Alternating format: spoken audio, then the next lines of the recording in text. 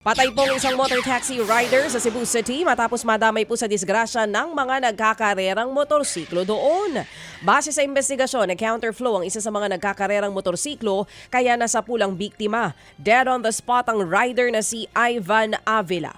Bukod po sa nasawi, sugatan ng isang rider at angkas mula sa grupo ng mga nagkakarerahan.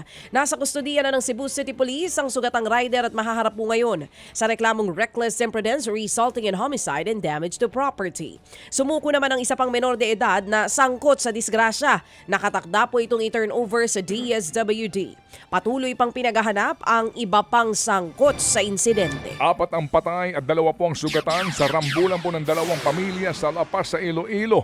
Ayon sa mga pulis, nagsaksakan ang mga nag-aalitang pamilya. Lasing daw ang mga sangkot nang mangyari po ang saksakan. Lumalabas sa investigasyon na dati na hong may alitan ang 2 angkan dahil umano sa onsehan sa droga. Pinag-aaralan po ng mga pulis ang isasampang kaso sa mga nakaligtas sa saksakan. Samantala, pinagtataga ang kanyang misis ang isang magsasaka sa Miagao, Iloilo nang dahil sa selos. Sugatan po sa paa at kamay ang biktimang si alias Boy. Ayon sa mga pulis, nagtalong mag-asawa dahil sa kalaguyo daw ng lalaki. Sa gitna ng kanilang pagtatalo, pinalo ng lalaki ang misis. Doon na po kumuha ng bolong babae at pinagtataga si mister. Nagpapagaling na po sa ospital ang lalaki. Sumuko na po ang babae sa mga pulis. Nakumpiska rin ang bolo at kahoy na ginamit sa krimen. Posible naman daw na mauwi sa aregluhan ng insidente. Samantala pa rin po naman napatay sa pamamaril ang isang lalaking umaawat lamang sa gulo sa gitna ng lamay ng kanyang ina sa Haniway, Iloilo. Tama ng bala sa tiyan ang kinamatay po ng biktimang si Ramil. At ayon sa investigasyon, nagsusugal sa lamay ang salarin na kakilala po mismo ng biktima. Nagkataon din pong lasing ang suspect na meron pong makaalitan ito na isang driver. Inawat sila ni Ramil pero aksidente po siyang nabaril ng suspect.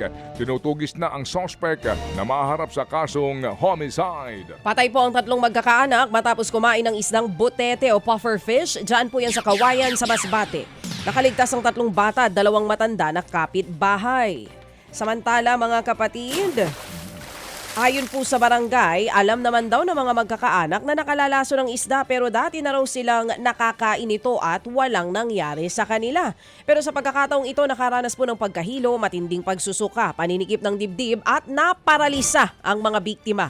Base po sa Fisheries Administrative Order ng Department of Agriculture, mahigpit na ipinagbabawal ang pagbebenta, pamamahagi at pagkain ng butete dahil sa taglay nitong lason. Hindi rin daw natatanggal ang lason ng butete kahit pa malinisan at maluto na po ito ng maigi. Mga kapatid, para sa iba pang mga balita at impormasyon, sundan niyo po kami sa X, Instagram, Facebook at syempre sa TikTok, True Network PH. Mag-subscribe din po kayo sa aming YouTube channel, True Network. May website din po tayo, truenetwork.ph, at pwede niyo rin po kaming mapanood sa Channel 19 ng aming True FM TV. Lagi pa rin makinig sa radyo dito po sa 105.9 True FM dahil ito, laging true sa'yo, kapatid. Ito tayo sa